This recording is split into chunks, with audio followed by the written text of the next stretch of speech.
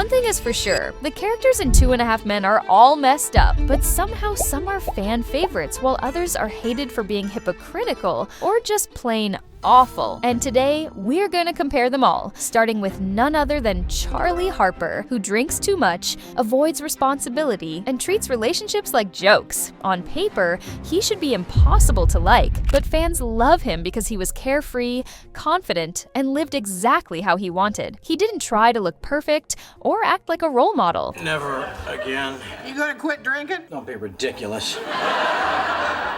I'm gonna quit waking up. For all his flaws, Charlie was still a good guy at heart. He let his brother Alan live with him rent-free when he had nowhere else to go, and stepped up as the cool uncle to Jake. But what made him stand out wasn't just what he did for them, it was how he did it. He hid his care behind jokes, his loyalty behind sarcasm, and somehow it always worked. Like this time when Alan was injured and couldn't pee on his own. Where are you going? To the bathroom. Now come on and unzip me. Just like that, right to it? No dinner, no movie. In the later seasons, Charlie even tried to change from a careless playboy into someone capable of real commitment. He started to show moments of maturity, eventually coming close to getting married, but backed out because he didn't want to kick Alan out of his house. Which is ironic because Judith had no problem kicking Alan out, and their messy divorce turned her into one of the show's most hated characters. I have to give praise to Maren Hinkle, the actress who plays Judith. She played her part absolutely perfect as a miserable, horrible woman. Not because she was over-the-top evil, but because she's the kind of person everyone has met in real life. Controlling, bitter, and impossible to please. From the moment she divorced Alan, her mission seemed clear: make his life a living hell. So she humiliated him, drained his bank account with endless alimony, and used her favorite weapon, aka the lawyers, to keep control whenever Alan dared to complain. I'm warning you, Alan, things had better change around here. There will be serious consequences. Legal consequences. Yet what made her so frustrating wasn't just her cruelty, it was her hypocrisy. She blamed Alan for their failed marriage, never once admitting that maybe she was part of the problem. I mean, even after moving on, she'd still interfere in Alan's life out of jealousy, criticizing every woman he dated while chasing questionable men herself. I don't want her around my son. Oh, really? So do I get to screen the men that you're dating? I know about that guy who delivered the truckload of sod. What about him? It doesn't take 2 months to put down a new lawn, Judith. Sounds like she got laid before the sod did. Judith proved that not every villain needs some grand plan. Some people are just miserable and want everyone else to be too. And while her ex-husband Alan is far from perfect, we'll talk about him soon, he's at least someone you can root for. But while Judith drained the life out of almost every scene, Charlie's housekeeper Berta brought it right back. There's no doubt that Berta was a super important part of 2.5 Men, yet surprisingly, it wasn't always like this. When I first came on, I was supposed to be part of a two-part show. That's right. Originally, Berta was supposed to quit once Alan and Jake moved into Charlie's house, but fans loved her attitude so much that what began as a minor role turned into one of the show's most iconic characters. The best thing about Berta is that she doesn't judge, and even if she does, she keeps it to herself and never gets preachy. Charlie and Alan value her presence, even though she's not very good at her job and isn't exactly the friendliest. Hey, Stud, I don't know what kind of sick, twisted party you had in your bedroom the last couple of days, but I sure as hell ain't cleaning it up. Yet, most importantly, aside from Charlie and his mother, more about her later, Berta's one-liners, quick wit, and snappy comebacks, as well as her ability to put Charlie in his place, made her so unforgettable. I'm going home. I suppose you want me to pay you? Not necessary. I took the money out of your wallet. Fine. Guess what? I got a raise. Berta's contribution to this show was massive. Her sarcasm was literally unmatched. She was so funny as a character. She didn't give two craps about what she said. However, a person who has an even bigger contribution to 2.5 Men is Alan Harper, the down-on-his-luck man forced to crash at Charlie's Malibu beach house after a rough divorce. At first, he's easy to root for, a nerdy 9-to-5 single dad just trying to stay afloat. While Charlie is the carefree bachelor who enjoys life, Alan is the responsible yet anxious younger brother. Their big personality clash made for great comedy. And for many viewers, Alan was by far the most relatable one on the show. Do you have any homework this weekend? Will. Why don't you get started on it tonight? But it's only Friday. I know, but if you do it tonight, then you won't have to worry about it. I'm not worried. Hey, what are you guys up to tonight? Jake's gonna do his homework. Why? It's only Friday.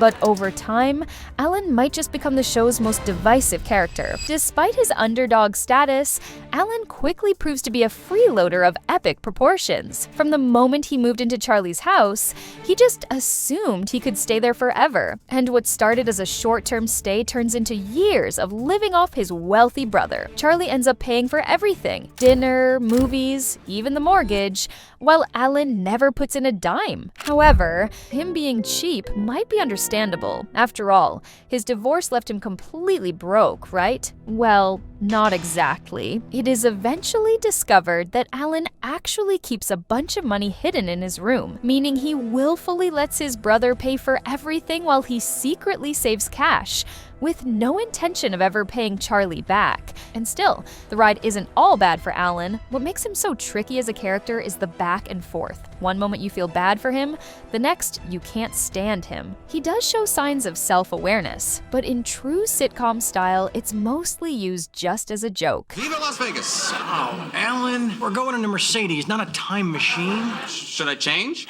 You should, but after all these years, I doubt you will.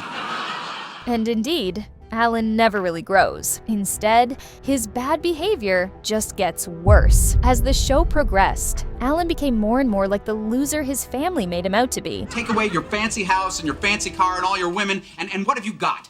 A better-looking version of you. Fans found it difficult to sympathize with him as he became selfish and unethical, and even started exploiting his family and friends, with some fans even saying that Alan is a character with zero redeemable qualities. He is a mooch, thereby unnecessarily cheap, pretentious, a piss-poor excuse for a father, and in turn, someone who is seemingly incapable of taking responsibility for himself. By the end, Alan becomes a character we love to hate, but he's probably the way he is because of his mom, Evelyn, who, just like Alan, is obsessed with money. The difference? She's actually rich. Evelyn is Charlie and Alan's wicked mother, selfish, materialistic, and extremely rude. She never hides how disappointed she is in her kids, which is why Charlie literally calls her Satan. Good morning, Alan. Morning, Jake. Satan.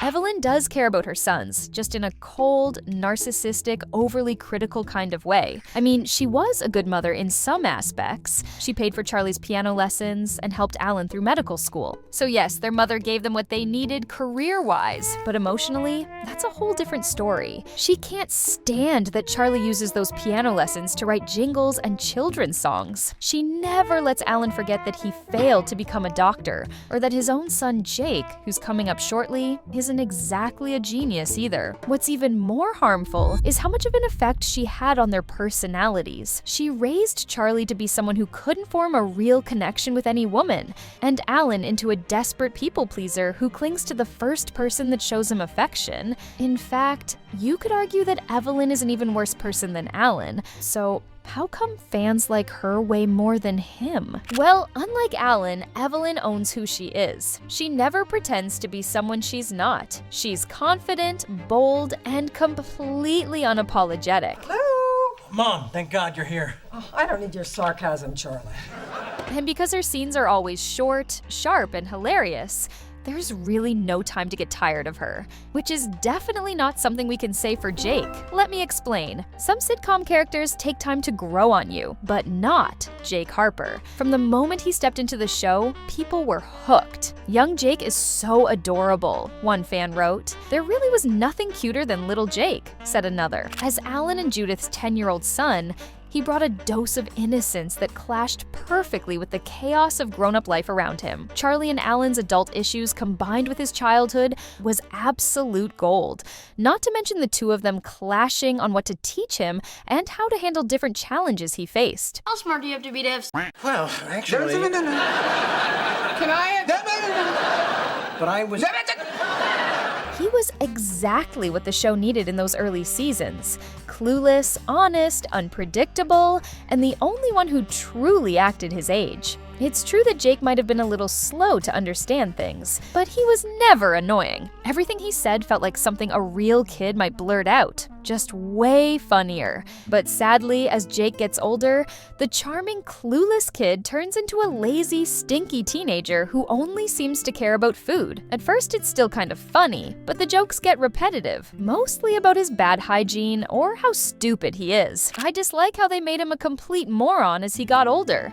He was clever and funny when he was younger. Jake also starts to become more rude, obnoxious, and disrespectful towards the people around him. The same Uncle Charlie, who literally gave him the dream life, gets nothing but insults and attitude in return. It's no longer a kid messing up and learning. It's just a kid being mean for no reason. In the end, Jake might not be the most hated, but for many fans, he's by far the biggest disappointment. I mean, he's definitely not more hated than Rose, Charlie's wealthy neighbor who just happens to be madly in love with him, or obsessed, or both. Rose is one of the most unpredictable characters on the show. She has a habit of showing up uninvited, whether it's to babysit Jake or randomly entertain one of Charlie's dates. She adds a kind of chaotic energy that some fans really enjoy. I almost forgot.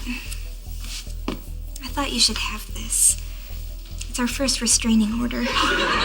But while some people like her for bringing something totally different to the show, Rose is definitely not everyone's cup of tea. I cannot stand Rose, as she ruins every episode she's in for me. I find her humor repetitive and kind of dry. She almost seems like a filler when they run out of jokes to get some cheap laughs. I think that early on, Rose was great. But as the show moves on, she never truly develops as a character, and it gets boring. They rely on her for the same jokes over and over again. Like, we get it. She's a stalker. Why do they have to keep reminding us? She's obviously not a good person, and I have no clue why her character is accepted, because she seems to add nothing to the show. It's funny enough without her, which is what people said when Walden replaced the beloved Charlie in season 9 of 2.5 Men. Because when that happened, a huge void was left behind, one that was always going to be impossible to fill. And unfortunately for Walden, that meant he was fighting a losing battle from the very start. Right away, a lot of fans rejected him, not because he was terrible,